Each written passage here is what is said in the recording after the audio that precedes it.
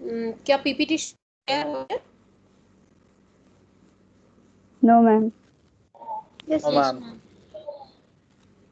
आप में से कुछ लोग नो मैम कहते हो, कुछ लोग यस मैम कहते हो, वो आपके फिर नेट का प्रॉब्लम है। पीपीटी शेयर हो रही है मेरी तरफ से तो। Yes ma'am. चलिए। Yes ma'am.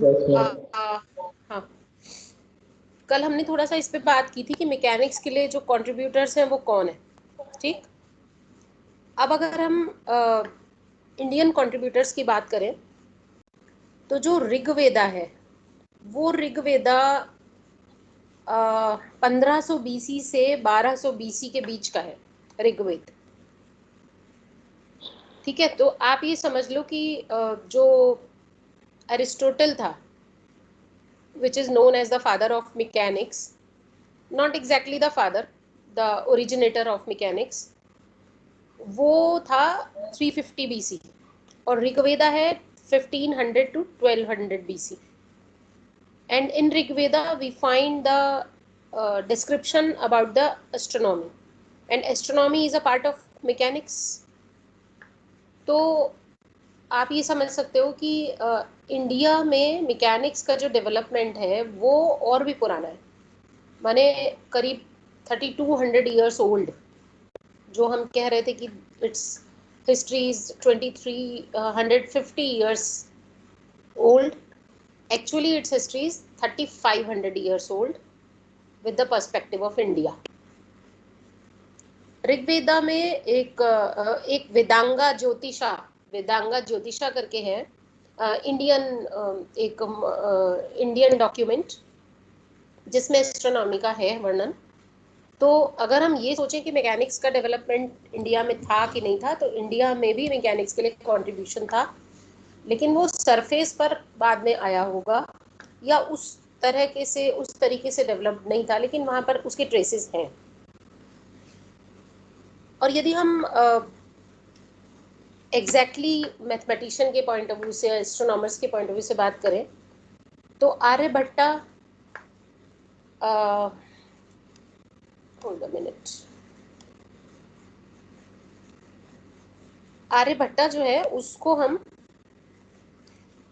क्रेडिट देते हैं कि he was a contributor towards mechanics, क्योंकि ऋग्वेदा में जो डिस्क्रिप्शन है उस डिस्क्रिप्शन में एज सच हम ये नहीं बता सकते कि वो डिस्क्रिप्शन किसने दिया, वो हमारे ऋषि मुनियों ने दिया, लेकिन उसमें किसी को क्रेडिट नहीं जा पाता। अगर हम वैसे बात करें तो जो आर्यभट्टा है जो 476 to 550 एडी में थे, उनका यदि हम काम देखें तो उन्होंने बहुत काम मैकेनिक्स के लिए किया है, मैकेनिक्स के फील्ड में किया है। जो मॉडर्न डेसिमल सिस्टम हम यूज करते हैं प्लेस वैल्यू के लिए, डेसिमल सिस्टम, वो आर्यभट्टा का ही दिया हुआ है। And he was the first person who gave the value to zero. Zero को एक डिजिट के तरीके से यूज उन्होंने किया। जीरो था पहले, but it was just used just for the nullness, just for the emptiness. उन्होंने पहली बार बताया कि डिजिट के तरीके से भी ये यूज होता है, यूज हो सकता है, और उसको कैसे यूज करेंगे ये उन्होंने आर्यभट्ट ने बताया था। उन्होंने आर्यभट्ट ने जो किताबें लिखी उसमें एक आर्यभट्टिया है, एक आर्यभट्टा सिद्धांता है।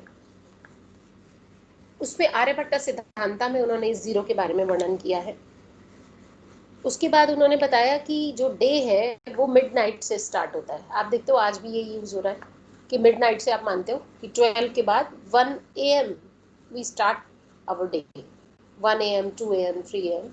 So this theory was given by Aryabhatta. Then he also told that moon shines because the reflection of sunlight. ये वाली finding भी आर्यभट्ट की थी. He defined the shape of the earth and he said that earth is spherical.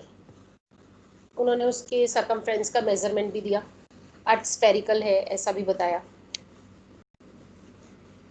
Then he provided the principle for the duration of earth's rotation, माने जो per day earth rotate करती है उसका प्रिंसिपल आर्यभट्ट ने बताया. He described the relative motion and he described the motion of the earth. उसने बताया कि मोशन जो अर्थ का होता है उसी की वजह से ऐसा होता है कि जो हमें मतलब जो अर्थ का मोशन था, उस अर्थ के मोशन को उन्होंने डिस्क्राइब किया अपनी तरीके से। बाद में एक और ब्रह्मगुप्त आए, उन्होंने ये बताया कि जो स्टार्स होते हैं उनका हमें वेस्टवर्ड मोशन इसीलिए दिखाई देता है अर्थ के रोटेशन की वजह से। तो अर्थ के रोटेशन की क्या डायरेक्शन है उसको उन्होंने डिफाइन किया था। तो उन्होंने आर्यभट्ट के काम को ही आगे बढ़ाया था। आर्यभट्ट ने मोशन को डिस्क्राइब किया और ब्रह्मगुप्त ने ये बताया था।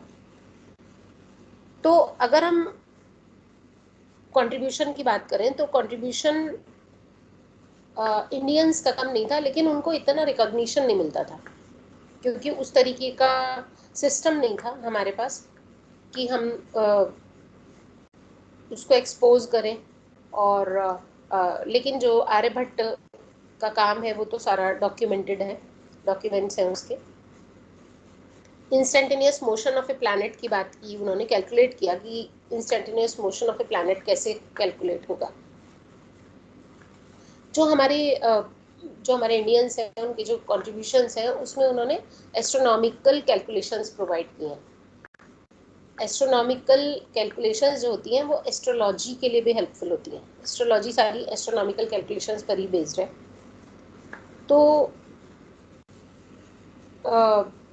जो सारे कॉन्ट्रीब्यूशंस है अगर आप वैसे पढ़ेंगे डिटेल में तो आपको दिखाई देगा कि बहुत सारे कॉन्ट्रीब्यूशंस हैं। उन्होंने ये भी बताया था कि जो बॉडीज हैं वो आपस में, वो जो ऑल बॉडीज हैं those are attracted by the earth. तो अर्थ में यानी एक फोर्स है, वो फोर्स सभी बॉडीज को अपनी ओर अट्रैक्ट करती है। इंडियन कंसेप्ट ऑफ मैथमेटिक्स उन्होंने दिया रिगार्डिंग द एस्ट्रोनॉमी। तो ये कुछ कॉन्ट्रीब्यूशंस हैं आर्यभट्ट के। पोजीशन क्या होती है हेवनली बॉडीज की, उसके बाद प्लैनेट से रिलेटेड, मतलब ये कहो कि आप आर्यभट्ट और ब्रह्मगुप्त, आप अभी देखना ब्रह्मगुप्त ने आर्यभट्ट के काम को ही आगे बढ़ाया था। ये जो इंस्टेंटेनियस मोशन ऑफ प्लैनेट है basically it's credit goes to Brahmagupta. Motion of the planet was described by Brahmagupta and instantaneous motion कैसे हम बताएंगे कि किस पर्टिकुलर इंस्टेंट पर कहाँ पर वो प्लैनेट है, वो ब्रह्मगुप्त ने दिया basically. Provided exact equation of A parallax, ये ब्रह्मगुप्त ने दिया। पैरालैक्स का मतलब ये होता है कि जो ऑब्जेक्ट्स हैं स्पेस में उनकी डिस्टेंसेस को मेजर करना, जो नियर बाई ऑब्जेक्ट्स हैं उनकी डिस्टेंसेस को regarding the stars which are at a distance, at a large distance, उसको कैसे हम मेजर करते हैं, this is the called the theory of parallax. तो वो पैरालैक्स की थ्योरी इक्वेशन प्रोवाइड की थी ब्रह्मगुप्त ने। इसके बाद जो ये चीज़ें आप रिपीट देख रहे होंगे इसमें, Indian concept of mathematics based astronomy, all objects with mass are attracted towards the earth. Actually these are the theories which were of Aryabhata and which were extended by Brahmagupta. तो क्रेडिट ब्रह्मगुप्त को इसलिए गया कि नेचुरली वो रिफाइंड थी जो उन्होंने theory the. Position of heavenly bodies बताया उन्होंने, सोलर एक्लिप्स कैसे होता है, लूनर एक्लिप्स होता है, क्रीसेंट जो है वो मून के क्रीसेंट, सन के स्पॉट्स, इन सब के बारे में ब्रह्मगुप्त ने बात की थी। और उन्होंने इस थ्योरी को डिसअप्रूव किया कि moon is farther from the earth than the sun. पहले ये थ्योरी थी कि moon is farther from the earth than the sun, तो ब्रह्मगुप्त ने इस थ्योरी को डिसअप्रूव किया। उन्होंने जीरो को उसकी वैल्यू दिलवाई। 628 एडी में उन्होंने एक, जो जैसे जीरो एक डिजिट की तरह यूज हो सकता है, this was said by Aryabhata. इसलिए आर्यभट्ट को क्रेडिट जाता है। कहते हैं ना जीरो का आविष्कार किया, जीरो का आविष्कार नहीं किया, जीरो का आविष्कार ऑलरेडी हो चुका था, but zero was used just as a null, just to specify something null which is null. लेकिन जीरो को यूज किया जा सकता है। आप 5 के साथ जीरो लगा दो, इट विल बी कॉल्ड 50। आप 205 लिख दो, इट विल बी कॉल्ड 205। तो ये जो वैल्यू दी जीरो को, जीरो डिजिट की तरह यूज हो सकता है, this was said by Aryabhata. And उसको आप, उसकी अपनी वैल्यू है, उसको एक प्लेस है, वो डिफरेंट नंबर्स को फ्रेम कर सकता है। ये सारी चीज़ें ब्रह्मगुप्त ने भी आगे बढ़ाई। इसके अलावा बहुत सारे और कॉन्ट्रीब्यूटर्स हैं। इसमें आप देख रहे होंगे वराह मिहिर है, Bhaskara first, Lala Shripati, Bhaskara second, Mahendra Suri, Neelakantha Somayaji, and Achyuta Pisharadi, ये कुछ नाम मैंने लिखे हैं केवल, जिनके कॉन्ट्रीब्यूशंस को जाना जाता है, जिनके कॉन्ट्रीब्यूशंस की बातें की जाती हैं। बाकी और बहुत इंडियंस हैं जिन्होंने मैकेनिक्स के लिए कॉन्ट्रीब्यूट किया। तो अगर आप इसमें ईयर भी देखें तो 505 AD से स्टार्ट हो रहा है ये। इससे पहले ब्रह्मगुप्त और उनके आर्यभट्ट के कॉन्ट्रीब्यूशन हुए। तो इट सिंपली मीन्स कि जो 350 से एरिस्टोटल ने काम किया, उसके बहुत पहले से इंडिया में काम होने लगा था। और आगे ये अच्युता का आप देखें तो 1550 यानी कि 16 सेंचुरी 17 सेंचुरी तक भी इंडिया में काम हुआ मैकेनिक्स के रिगार्डिंग। तो कंट्रीब्यूशन कम नहीं है, लेकिन हमारे पास उतने डिवाइसेस नहीं होते थे, उस तरीके की टेक्नोलॉजी नहीं होती थी कि काम को वैसा रिकॉग्निशन मिले जैसा कि मिलना चाहिए। But still whatever inventions were done by the foreigners or other than Indians, they naturally used the theories which were developed by Indians. तो कंट्रीब्यूशन कम नहीं है। तो इस तरीके से हमने ये देखा कि है उस क्लासिकल मैकेनिक्स को गैलीलियो ने बेसिकली स्टार्ट किया, क्लासिकल मैकेनिक्स को। और ये जो मैंने कॉन्ट्रीब्यूशन इंडियंस के बताए हैं, ये भी क्लासिकल मैकेनिक्स के लिए ही हैं, जिनके नाम हमने लिखे हैं, क्योंकि बाद में क्वांटम मैकेनिक्स, रिलेटिविस्टिक मैकेनिक्स बाद में आई।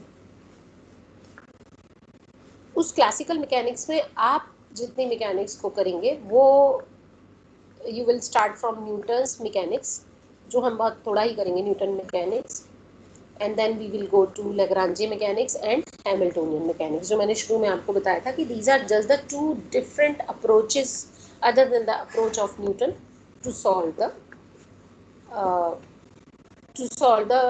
the motion of different types of objects which are suitable for classical mechanics.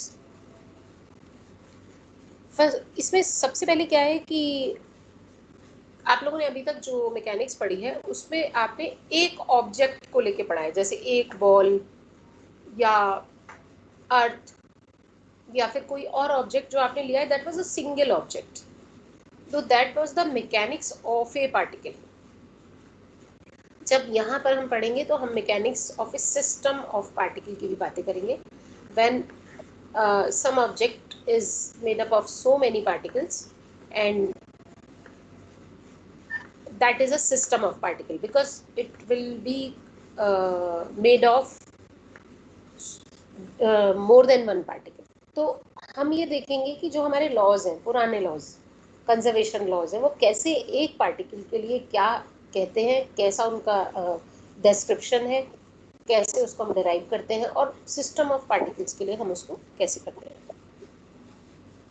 अगर हम सिंगल पार्टिकल की बात करें तो आप लॉजिकल स्ट्रक्चर पहले न्यूटोनियन मैकेनिक्स का देखिए। न्यूटोनियन मैकेनिक्स, न्यूटन ये कहता है कि जो फिजिकल फर्नीचर है, यानी कि हमारा जो यूनिवर्स है, उसकी जो इंफ्रास्ट्रक्चर है, उसमें इनफाइनेटेसिमल मटेरियल पॉइंट्स हैं। ये जो मटेरियल पॉइंट्स हैं, इन्हीं को हम क्या कहते हैं? पार्टिकल्स कहते हैं। जो एक्सटेंडेड ऑब्जेक्ट्स होते हैं, वो ऑब्जेक्ट्स क्या होते हैं? Extended objects are the combination of more than one particle. उसी से कॉन्स्टिट्यूट होते हैं। जब आप एक्सटेंड कर देते हैं ऑब्जेक्ट को, तो उतने ही पार्टिकल उसमें इन्वॉल्व हो जाते हैं जहाँ तक आप उसका एक्सटेंशन करते हैं। तो जो एक्सटेंडेड पार्टिकल है, that is the collection of more than one particle. अब यदि आपको बिहेवियर जज करना है, यानी कि आपको किसी एक्सटेंडेड ऑब्जेक्ट का बिहेवियर जज करना है, तो नेचुरली आपको जितने भी पार्टिकल से वो कॉन्स्टिट्यूट हुआ है उनका बिहेवियर जज करना होगा, उनका बिहेवियर देखना होगा। यहाँ पर हम लिमिटिंग कंडीशंस में भी आएंगे, यानी कि हम एक ऐसी कंडीशन पर भी आएंगे कि if we find the behavior or the interaction of one particle, then that is applicable to the whole assemblage। ठीक है। तो न्यूटन की थ्योरी से एक मास है आपके पास, उस मास में एक चार्ज है और उस मास की एक पोजीशन है।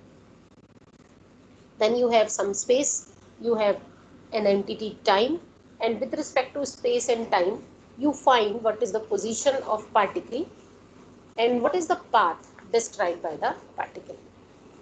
तो जब हम न्यूटन की अगर बात करते हैं तो न्यूटन के हिसाब से, या मैकेनिक्स की अगर बात करते हैं, तो मैकेनिक्स क्या है? Mechanics is the description of mechanical events. अब कोई मैकेनिकल इवेंट हो रहा है, मैकेनिकल इवेंट का मतलब होता है, जैसे मैकेनिक्स जो है मशीन वर्ड से भी बनी है, तो मशीन का एक पैटर्न होता है चलने का। उसी तरीके से जो भी आप ऑब्जेक्ट लोगे, उस ऑब्जेक्ट का कुछ ना कुछ पैटर्न होगा। उस पैटर्न को ही हमें जानना है कि व्हाट इज दैट पैटर्न, कैसे वो मूव करता है, कैसा वो पाथ डिस्क्राइब करता है, उसका इंटरेक्शन अपने एनवायरनमेंट से कैसा है। तो ये सारी चीज़ें जब हम करेंगे तो नेचुरली जो मैकेनिकल इवेंट का डिस्क्रिप्शन है उसके लिए हम न्यूटन्स लॉज लगाएंगे। And what is important in the Newton's laws? The forces.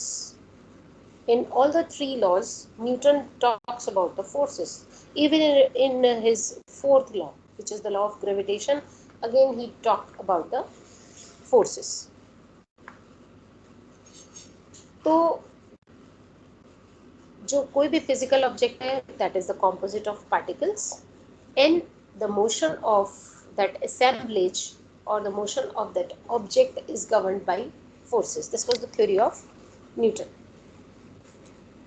जो पार्टिकल है, जो भी आपका ऑब्जेक्ट है, which is either a single particle और an assemblage of the particle, will describe a path. Motion का मतलब ही ये होता है, आप जब मैकेनिकल प्रॉब्लम्स पढ़ेंगे तो हम आपसे कहेंगे सॉल्व दिस। सॉल्व का मतलब क्या है?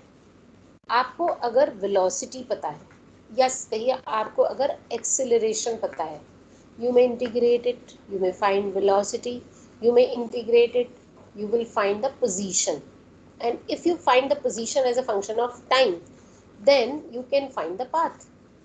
So the basic funda is to solve a mechanical problem just to find its just to find the path described by it. आप जब प्रॉब्लम्स करेंगे तो आप यही देखेंगे कि आप हर बार ट्रेजेक्ट्री निकालोगे या फिर आप वेलोसिटी निकालोगे।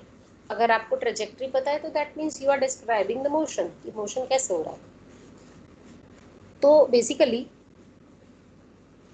आप जब कहते हैं कि एक आप पाथ को पता लगा रहे हैं, तो आप ये क्या आप कह रहे हो कि जो एक पार्टिकल मूव कर रहा है, वो पार्टिकल क्या कर रहा है? एक फंक्शन दे रहा है हमें। किससे डिस्क्राइब हो रहा है वो?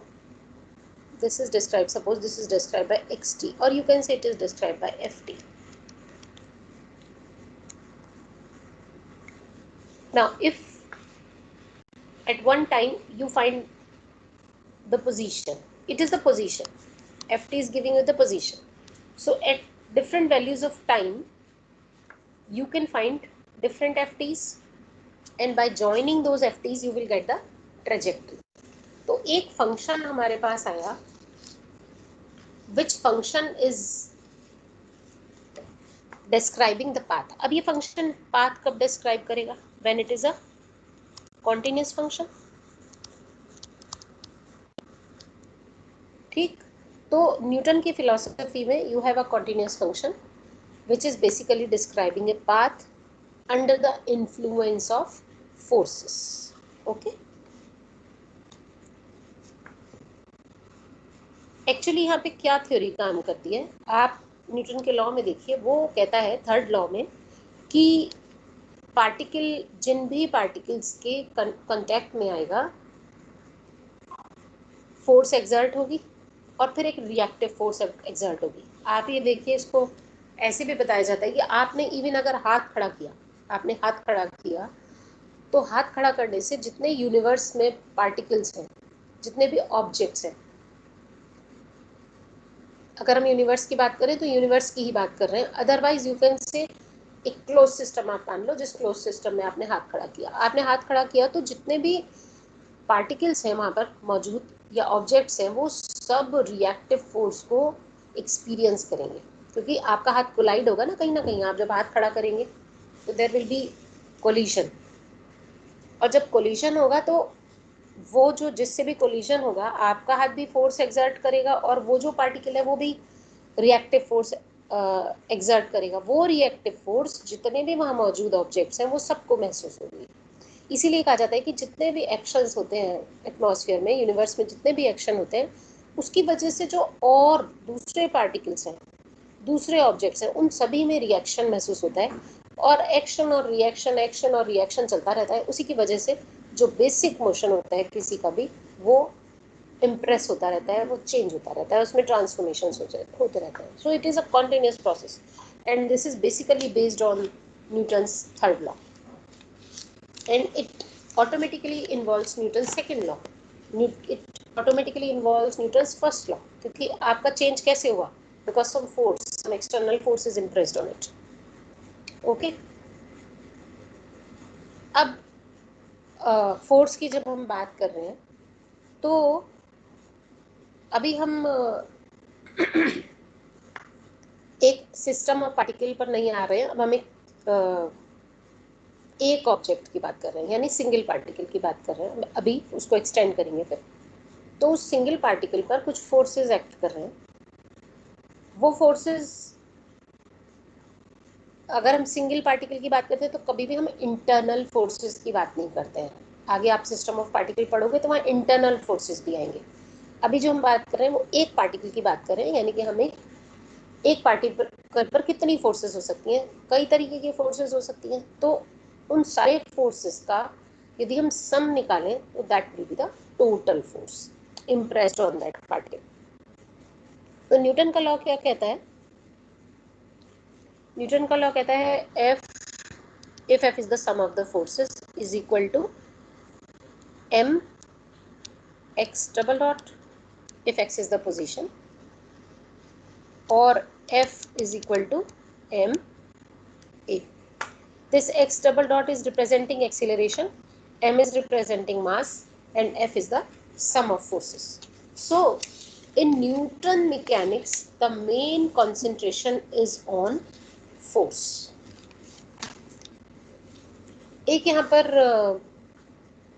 रेफरेंस आता है। हमने आपको बताया था कि न्यूटन्स लॉ जिस फ्रेम ऑफ रेफरेंस में होल्ड करते हैं उसको हम कहते हैं इनर्शियल फ्रेम ऑफ रेफरेंस। और मैंने आपको ये भी बताया था कि यदि इनर्शियल फ्रेम ऑफ रेफरेंस की क्वालिटी ये होती है, उसकी कैरेक्टरिस्टिक ये होती है कि आइदर दैट स्टैंड स्टिल, और if it is moving then it will move with some relative velocity और विद सम कांस्टेंट वेलोसिटी। ठीक है? तो यहाँ पर आप एक कैलकुलेशन करके देखेंगे अपने आप कि यदि आपका जो फ्रेम ऑफ रेफरेंस है वो मूव कर रहा है, किसी स्ट्रेट लाइन में मूव कर रहा है, तो भी न्यूटन के लॉ वहाँ होल्ड करते हैं। आपको जो करके देखना है वो ये देखना है, आप सेकेंड लॉ को देखिएगा कि Newton second law holds in the frame of reference which is moving with some constant velocity. आप ट्राई करिएगा। उसमें क्या है कि यदि मैं ये कहूँ कि एक पार्टिकल का पोजीशन वेक्टर यहाँ पर है एंड दैट इज r1, और किसी दूसरा, मतलब एक ये रेफरेंस फ्रेम में उसका r1 था और ये एक मूविंग रेफरेंस फ्रेम है, तो जिस टाइम पर आप इसकी पोजीशन देखते हैं किसी ओरिजिन के थ्रू, तो इसकी पोजीशन आती है r1, ये मूव कर रहा है। इसका जब आप उसी इंस्टेंट पर देखते हैं तो आती है r2। तो बेसिकली r2 की R2 पर अगर आप रिलेटिव वेलोसिटी देखना चाहते हो तो वेलोसिटी कितनी हो जाएगी? This will be r2 minus r1, this is r1 upon time. Time कौन सा है? जिस टाइम पर आप उसको वॉच कर रहे हो, this is that instant t। तो यहाँ से आप निकालने की कोशिश करिएगा। इसमें ये जो r है, r2 माइनस r1, आपके हिसाब से वेरिएबल कौन सा होगा?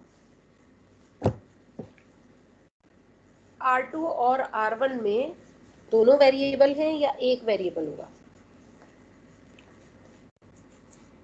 चलिए आप इसके ऊपर सोचिएगा कि R2 R1 में से दोनों वेरिएबल है, एक वेरिएबल है, और यहाँ से आपको बेसिकली ये निकालना है कि जो फोर्स है नए फ्रेम ऑफ रेफरेंस के हिसाब से, यानी F डैश कह देते हैं उसको, F dash is all equal to MA। MA माने पुराना वाला।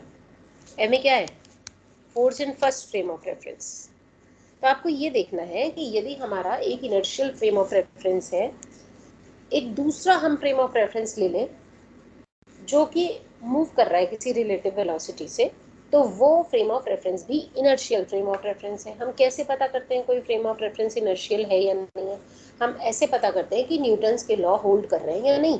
तो आप न्यूटन्स का सेकेंड लॉ इसमें निकालिएगा तो आपको पता चलेगा कि एफ डैश, जब हम total forces in second reference frame निकालते हैं तो वो भी इक्वल टू एम ए आता है, यानी F dash is equal to F. तो Newton's law holds, and therefore this new frame of reference is also called inertial frame of reference. Okay, अब जब हम न्यूटन के लॉज को लेते हैं जो फोर्सेस की बात करता है, फोर्स पर कंसंट्रेशन करने के लिए कहता है, तो कॉन्सिक्वेंस क्या है न्यूटन्स के लॉज के?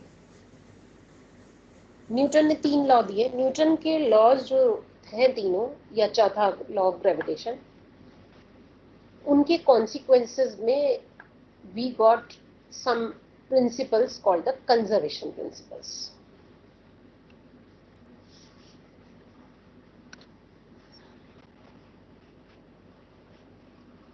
Conservation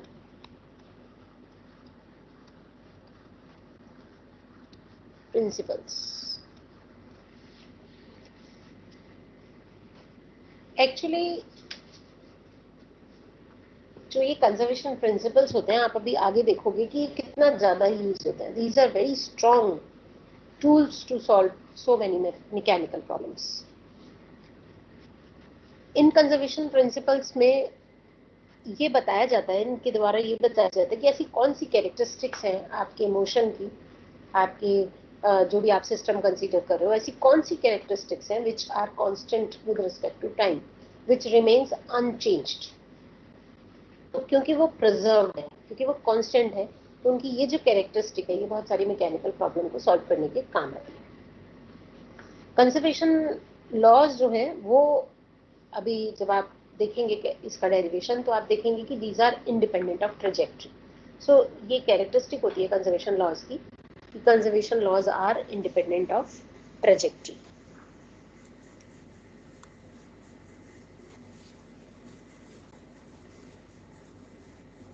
यहाँ पर हम पहले जो कंजर्वेशन लॉज प्रूव करेंगे वो सिंगल पार्टिकल के लिए करेंगे, conservation principles for single particle.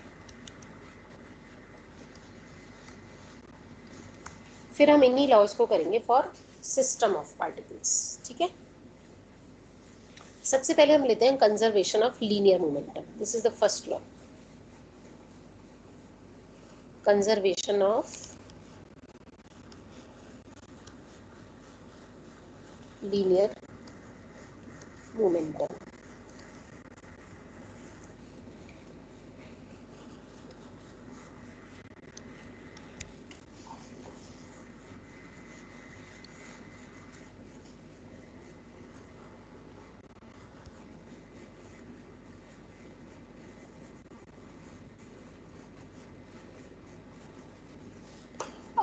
कोई अनम्यूट करके बताइए कि मेरी पिक आ रही है या नहीं, मेरी भी कैमरा ऑन है या नहीं? यस मैम, ऑन है। अच्छा ओके, ठीक है। जब कंजर्वेशन ऑफ लीनियर मोमेंटम, एक मिनट आप लोग होल्ड करना जरा।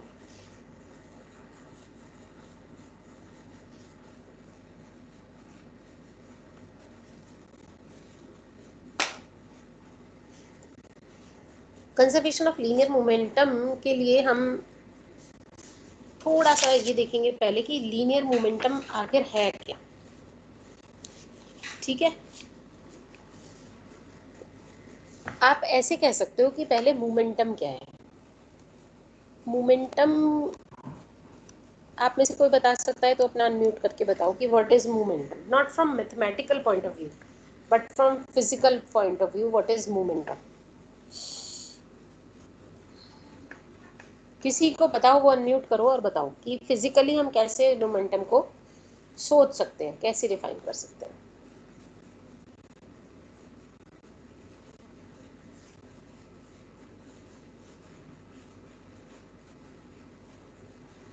नहीं पता किसी को भी?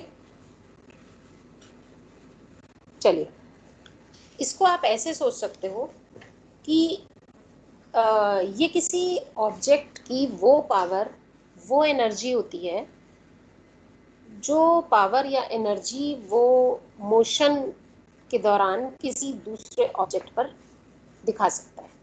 ठीक है, यानी कि दो ऑब्जेक्ट्स हैं, एक ऑब्जेक्ट मूव कर रहा है, तो मूव करते हुए उसकी जो अपनी पावर और एनर्जी है, आप देखिए मोमेंटम की डेफिनेशन में होता है मास इनटू वेलोसिटी। तो naturally momentum is related to motion and momentum is related to mass. Mass is related to your power and energy. So this is that amount of power or energy which one object may impress on some another object when it is in motion. ये इसका physical interpretation है। Mathematically इसको देने के लिए हमने momentum को कह दिया mass into velocity m into v। इसीलिए आप ये देखो कि यदि कोई बाउलिंग बॉल है, बाउलिंग बॉल होती है वो बहुत हैवी होती है, बड़ी सी होती है, आप लोगों ने अगर कभी देखा होगा, वो बहुत बड़ी बॉल होती है। बहुत बड़ी बॉल का मतलब उसका मास भारी भी होती है, उसका जो मास होता है वो वो ज़्यादा होता है। अगर एक बाउलिंग बॉल जो हैवी मास की है वो बहुत कम वेलोसिटी से मूव कर रही है, और एक कोई दूसरी बॉल है जो कि बेस बॉल मान लो आप, एक बेस बॉल है, वो छोटी बॉल होती है, उसका वजन छोटी हो या बड़ी हो उसका वजन कम होता है।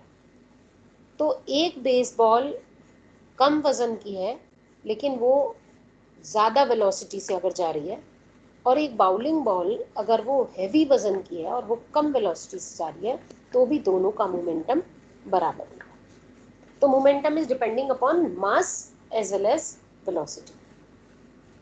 मास अगर ज़्यादा है, वेलोसिटी अगर कम है, तो एक दूसरा पार्टिकल जिसका मास कम है लेकिन वेलोसिटी ज़्यादा है, तो मोमेंटम आपस में बराबर होगा। सो momentum is the power, momentum is energy of an object which it can use when it is in motion and when it collide with some other body, with some other object. ये जो momentum है ये हम क्यों use करते हैं? आप देखिए इसमें वेलोसिटी इन्वॉल्व है, वेलोसिटी इन्वॉल्व है तो इसमें डायरेक्शन इन्वॉल्व है, because velocity is a vector. Velocity involve है तो इसके अंदर मोशन इन्वॉल्व है। So momentum is use to predict the motion as well as the direction of motion. ये इसका बहुत इंपॉर्टेंट रोल होता है मोमेंटम का।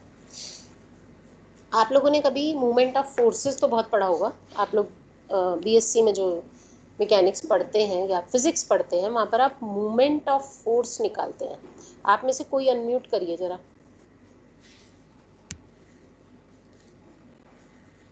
अनम्यूट करो।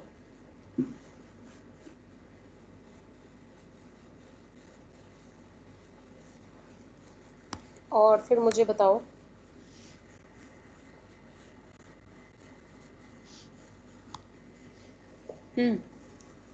आप लोग मूवमेंट ऑफ फोर्स पढ़े हैं तो उसका मतलब क्या होता है, फिजिकल मीनिंग? आप लोग सुन पा रहे हैं मुझे? हेलो,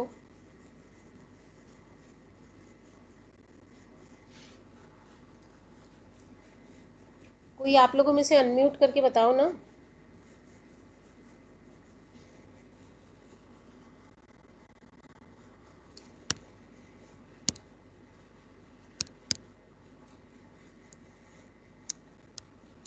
आप लोग सुन पा रहे हो मुझे?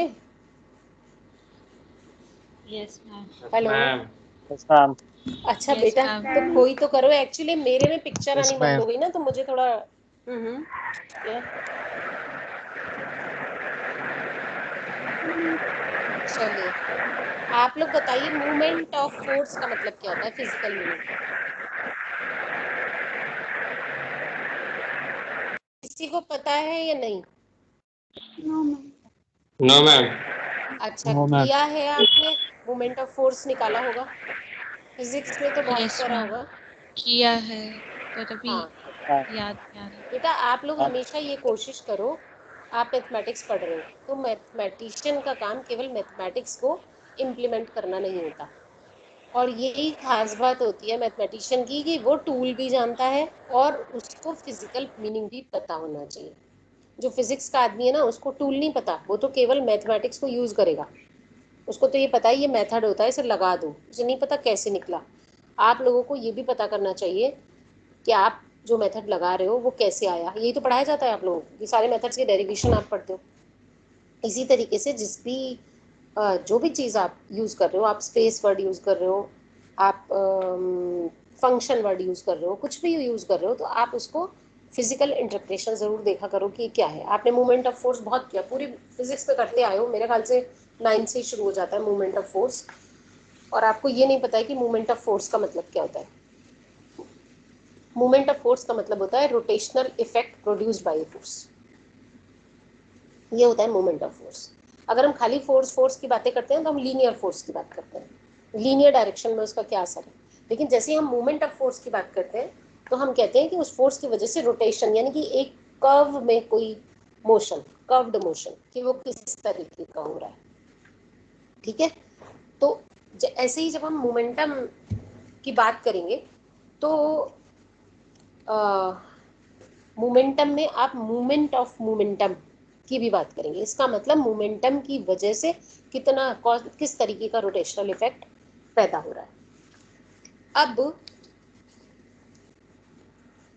मोमेंटम में हमें पता है कि momentum is equal to mass into velocity, और अगर हम इसको फिजिकली, अगर हम न्यूटन के लॉ से देखें तो न्यूटन कहता है rate of change of momentum, suppose I am denoting it by p, then Newton says that rate of change of momentum is equal to net force acting on a body. So it is the net force say in time delta t, unit time में f net, f force total force, और delta t time में कितना force हो गया। now delta p delta t is equal to f total force. So total force is the ratio of change in momentum in some duration in a unit time, because you are dividing it by delta t. So if in delta t time there is a change in momentum delta p, then net force is the change in momentum in a unit time.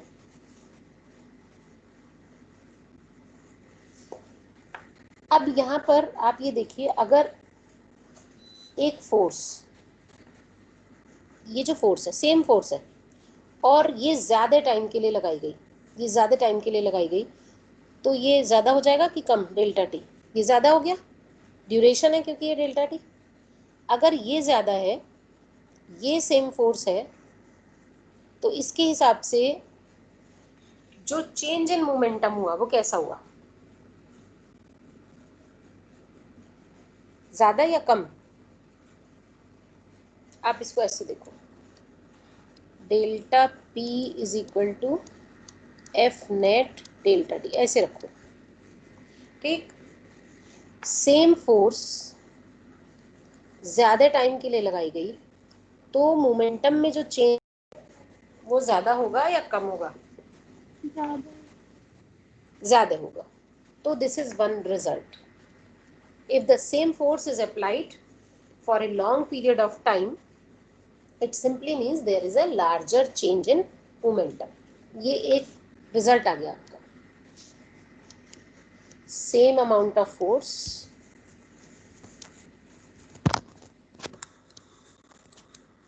applied for a long time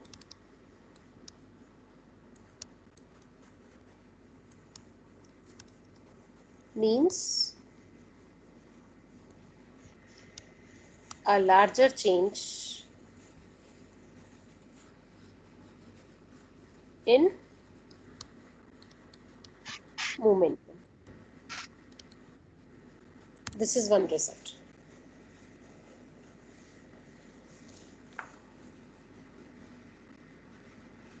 अगर एक truck है और वो truck किसी एक point पर आकर के उसे एकदम से ब्रेक मारना पड़ता है, और एक कोई छोटी कार है जिसका मास कम है, उसे भी उसी पॉइंट पर आकर के ब्रेक मारना पड़े, तो दोनों के मोमेंटम का जो चेंज होगा आपके हिसाब से किसके मोमेंटम में ज्यादा चेंज होगा, कोई बताओ। एक ट्रक और एक कार, एक ही पॉइंट है, एक ही पॉइंट पर आकर के सडनली उनको ब्रेक मारना पड़ता है रुकने के लिए। Ma'am truck. ट्रक। तो ये मैम छोटी क्योंकि छोटी सी चीजें जिनको, हाँ क्योंकि क्योंकि मैम उसका छोटी मास छोटी सी ज्यादा है। चीजें, उसका मास ज्यादा है और उसको larger amount of force produce करना पड़ेगा रोकने के लिए। ठीक है, यस मैम। टाइम दोनों के पास बराबर है, टाइम दोनों के पास बराबर है, गाड़ी के पास भी उतना ही टाइम है, तो टाइम बराबर है, फोर्स जो ज्यादा लगाएगा तो ये पूरी क्वांटिटी ज्यादा हो गई, उसके हिसाब से डेल्टा पी उसका ज्यादा हो गया। तो इस तरह से आप इन चीजों को थोड़ा थोड़ा अप्लाई करा करो प्रैक्टिकली एग्जाम्पल्स में। ठीक, अब इसका मतलब ये नहीं हुआ बिल्कुल भी कि मोमेंटम अगर ज्यादा हो रहा है, मोमेंटम अगर कम हो रहा है तो वो फोर्स को प्रोड्यूस कर रहा है। नो, मोमेंटम फोर्स को प्रोड्यूस नहीं करेगा। ठीक, मोमेंटम जो है वो ऑटोमेटिकली उस बॉडी, जिस ऑब्जेक्ट के मोमेंटम की आप बात कर रहे हो, उसकी एक कैरेक्टरिस्टिक है जो उसकी मास और वेलोसिटी पर डिपेंड करती है। ठीक है, लेकिन वो कोई नई फोर्स प्रोड्यूस करेगा ऐसा मोमेंटम में नहीं होता। मोमेंटम में फोर्स वर्ड, वेलोसिटी वर्ड आ रहा है ना मोमेंटम में, मास इनटू वेलोसिटी। और काइनेटिक एनर्जी में भी वेलोसिटी होती है। तो क्या हम ये कह सकते हैं कि मोमेंटम और काइनेटिक एनर्जी आपस में रिलेटेड है? Yes ma'am. कैसे? मैम एक में डायरेक्शन होती है, एक में डायरेक्शन नहीं होती। यस, एक में डायरेक्शन है और एक में डायरेक्शन नहीं होती। एक स्केलर क्वांटिटी है और एक वेक्टर क्वांटिटी है।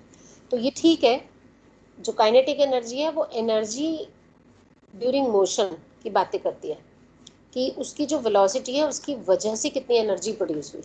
ठीक है, तो दोनों को इस वे में आप ये नहीं कह सकते कि दोनों रिलेटेड हैं, क्योंकि एक वेक्टर क्वांटिटी है और एक स्केलर क्वांटिटी है।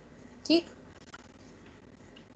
अब एक चीज ये देखो कि हमें मोमेंटम के कंजर्वेशन की बात करनी है। ठीक है, हमने ये कहा कि सपोज एक बॉडी है, कोई एक ऑब्जेक्ट है, वो ऑब्जेक्ट मूव कर रहा है तो उसका कोई मोमेंटम होगा। एक यहाँ पर कोई बॉडी है, ये इस तरह से मूव किया और यहाँ पर आकर के इससे टकरा गया। तो ये टकराना बिल्कुल सामने की टक्कर होगी ज़रूरी नहीं है, ये ऊपर भी टकरा सकता है, ये नीचे से भी टकरा सकता है, ये लीनियर आ रहा है। अभी मैंने कहा कि ये इससे टकरा गया, टकराने के बाद एक कंडीशन तो यह है कि ये भी मूव करने लगे। ठीक है, जो दूसरा पार्टिकल है, ये पार्टिकल 1 है और ये पार्टिकल 2 है। तो either the particle, when the particle collide, then the particle may repel or particle may go to the same direction। ये दो कंडीशन हो सकती हैं। सपोज ये सेम डायरेक्शन में जाने लगता है तो होगा क्या कि जो 1 पार्टिकल है वो मोमेंटम ट्रांसफर करेगा 2 को, 2 को फोर्स देगा, कुछ मोमेंटम ट्रांसफर होगा, ये भी मूव करने लगेगा। सिचुएशन क्या बनेगी कि ये भी मूव कर रहा है और ये भी मूव कर रहा है। लेकिन कंजर्वेशन लॉ ये कहता है कि यदि ये पार्टिकल पहले रेस्ट पर था तो अब जो दोनों पार्टिकल का मोमेंटम होगा उनका जो सम होगा that will be constant. This is the conservation.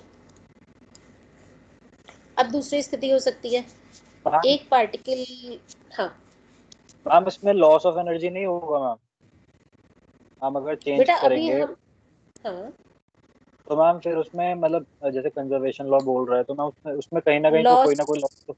बिल्कुल बिल्कुल बिल्कुल बिल्कुल ठीक है। ये लॉस ऑफ एनर्जी हुआ तभी तो इसका मोमेंटम कम हो गया। यहाँ भी लॉस ऑफ एनर्जी, यहाँ पर गेन ऑफ एनर्जी हुआ, तो जितना यहाँ से लॉस होगा ये गेन करेगा। तो एनर्जी, हमने बात ही ये की है, momentum is the power, momentum is the energy. Energy का मतलब काइनेटिक एनर्जी पोटेंशियल एनर्जी से अभी मत जोड़ना, वो तो दो टाइप की एनर्जी हो गई, एक मूवमेंट से रिलेटेड हो गई, एक रेस्ट से रिलेटेड हो गई, वहां से नहीं जोड़ो उसको। लेकिन दिस इज अ पावर, इसकी पावर कम होगी और दूसरे की पावर बढ़ जाएगी, लेकिन दोनों की मिला करके अगर आप मोमेंटम की बात करें तो दोनों की मिला करके सेम आएगी। इसीलिए हमने कहा मोमेंटम कंजर्व हो गया। इसी की तरीके से ये दो पार्टिकल्स हैं, हाँ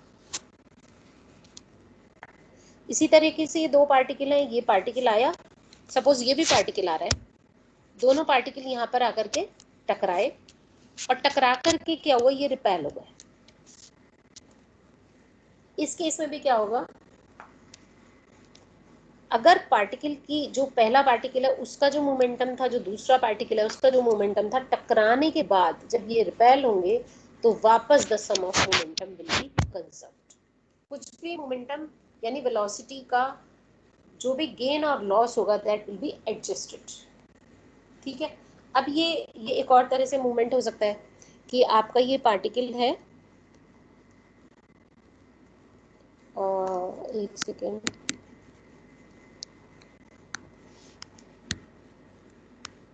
पेन नहीं वर्क कर रहा मेरा, जस्ट अ मिनट।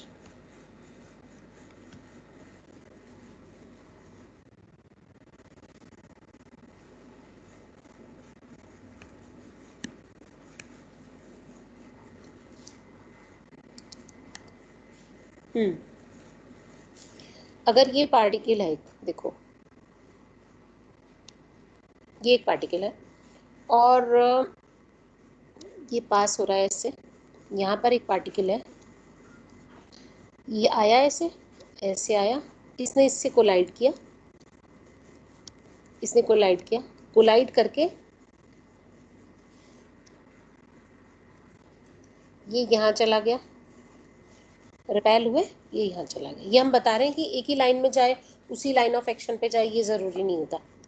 अब जब ये जाएंगे तो जो इसका मोमेंटम होगा और जो इसका मोमेंटम होगा, फिर से दोनों कांस्टेंट ही आएंगे, जिसको हम मैथमेटिकली प्रूव करेंगे। ये तो मैं आपको पिक्चर से बता रही हूँ।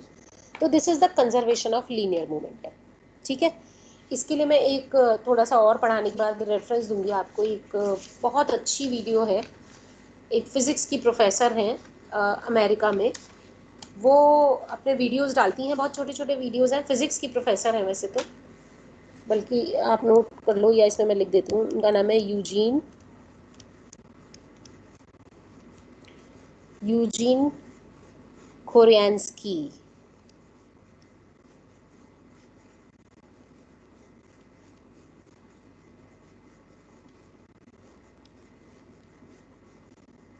इनकी वीडियो देखना कभी, लीनियर मोमेंटम पर और एंगुलर मोमेंटम पर इतनी बढ़िया वीडियो बनाई है, उसको आप देख सकते हो, यूट्यूब पर है। तो वहाँ पर ये सब मोमेंटम को समझाया है कि कंजर्व कैसे रहता है।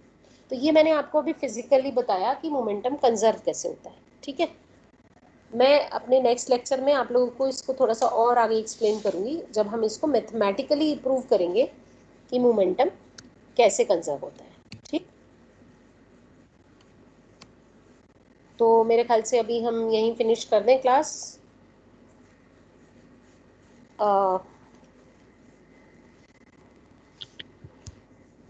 आप लोग को कोई बात पूछनी हो तो बताइए।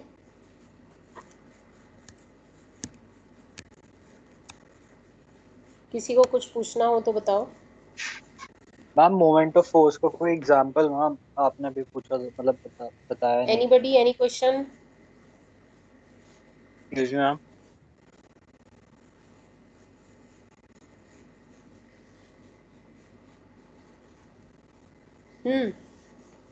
मैम मोमेंट ऑफ कोई फोर्स का क्वेश्चन? कोई आप लोग, एग्जांपल। आप लोग अनम्यूट कर लो, अनम्यूट कर लो सब लोग।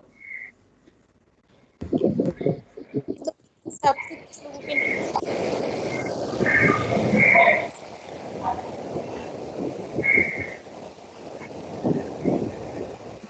मैं ये जानना चाह रही थी कि जितना अभी आप समझ रहे हो, उतना समझ आ रहा है? Yes, ma'am. Yes.